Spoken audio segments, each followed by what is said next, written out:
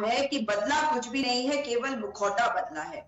10 महीने के अंदर आप कार्य क्या करके दिखाएंगे? ये बात साफ है कि आप दो जो कैबिनेट मंत्री थे वो आप नियुक्त नहीं कर पाए, अब उनको करने जा रहे हैं। यानी कि आपकी धड़ों में बटी हुई जो पार्टी है भारतीय जनता पार्टी की, आप सबको उसमें खुश करने की कोशिश कर रहे हैं, मगर जो कांग्रेस से गए हुए विधायक थे अगर वो नहीं हटाए जाते तो इनके कार्यकर्ताओं के साथ पहली बात तो नाइंसाफी पहले भी हुई थी, दोबारा भी होगी, क्योंकि इनके अपने मंत्री रिप्लेस होंगे, वो नहीं होंगे।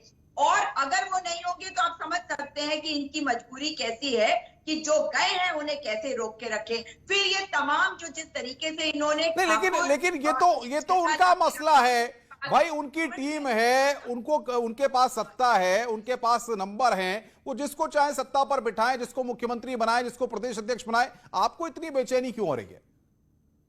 नहीं, निश्चित तौर पे ये तो उनका अधिकार है, लेकिन जनता त्राहिमाम कर रही है। और सरकार तो वो केवल भाजपा की नहीं है ना, सरकार तो हमारी भी है, कांग्रेसियों की भी सरकार है, वो उत्तराखंड की जन जन की सरकार होती है। हम इस विषय को भूल जाते हैं। जब हम सरकारों की बात करते हैं तो हमें कार्य चाहिए, हमें व्यवस्थाएं चाहिए। हम अगर केवल ये कह दें कि ये भारतीय जनता पार्टी की सरकार है, इनकी जवाबदेही नहीं है, तो ये हम वही करेंगे जो ये चाहते हैं। मगर देखिए, जहां तक बीजेपी की बात है वो सरकार में है, हम सरकार से बाहर हैं और उनको अधिकार है। लेकिन लोकतंत्र में और हमारे संविधान के हिसाब से हम चेहरों पे चुनाव नहीं लड़ते, ना भारतीय जनता पार्टी को लड़ना चाहिए। अगर उन्होंने नैरेटिव बदल दिया तो जरूरी नहीं कि हम भी उन्हीं के नक्शे कदमों में चले, पहली बात। लेकिन दूसरी बात ये है, ये जो ब्राह्मण चेहरा ये अध्यक्ष के रूप में लाए हैं, ये क्यों लाए हैं? क्योंकि 4 धाम के जो पंडे पुरोहित है वो ब्राह्मण समाज इनके विरुद्ध खड़ा है, किसान जो है वो इनके विरुद्ध खड़ा है। और इन्होंने मदन कौशिक जी को जो प्लेन एरिया से है इसलिए खड़ा किया ताकि उस स्थिति को वो संभाल सके, वरना शायद अजय भट्ट बिल्कुल, मैं महत्वपूर्ण बात। देखिए, जहां तक इनकी बात है, भारतीय जनता पार्टी की सरकार है, इनको अधिकार है कि ये जो भी कहना चाहे। लेकिन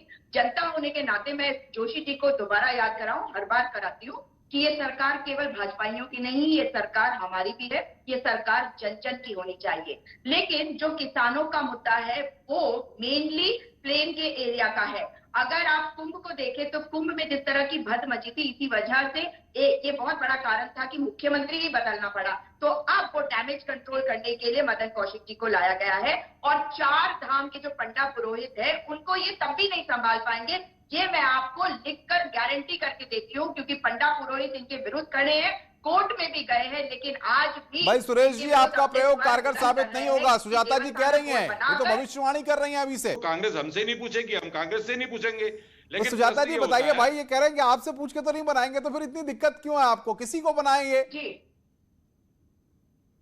देखिए, मैंने ये बात शुरू में कही कि इनका अधिकार है, लेकिन ये भूल जाते हैं कि पिछले 4 सालों में जो हम कहते रहे हैं कि ये निकम्मी सरकार है, ये कार्य नहीं कर रही है, ये प्रूव हो गया है मुख्यमंत्री को हटाकर। आप मुझे बताइए कि ये सरकार जो 2 कैबिनेट मंत्री नहीं बना सकी, 2 पोजीशन खाली रखी, इन्होंने इस मुद्दे पर भी हम आएंगे, क्योंकि कुछ ही देर में शपथ ग्रहण शुरू होने